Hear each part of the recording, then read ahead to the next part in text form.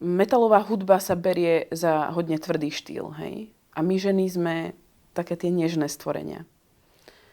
A ono, keď dáš proste tú nežnosť do tej tvrdosti, tak ti je to také proste príjemnejšie, alebo aké, vieš. Ale ja tam nerobím nejaké rozdiely. Pre mňa je to také, že hudba jednoducho nemá pohlavie. Buď ťa to osloví, alebo nie. Ale každý si tam proste prinesieme to svoje. V každej tej kapele, alebo v každom tom spevákovi je to o tom, že tam dávaš kus seba. A toto by sa malo hodnotiť, alebo čo vieš, že akú hodnotu tomu dáš ty ako osoba, ako bytosť, nie ako pohlavie. My ženy sme proste také...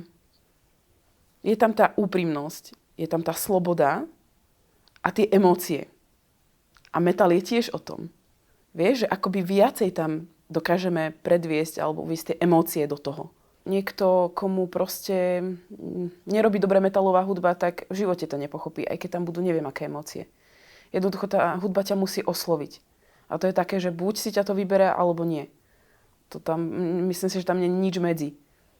Akože pre mňa osobne áno, pre mňa je to metal, ale ja mám metal rada od malička a myslím si, že ho budem mať rada navždy. Proste pre mňa je to jedna láska.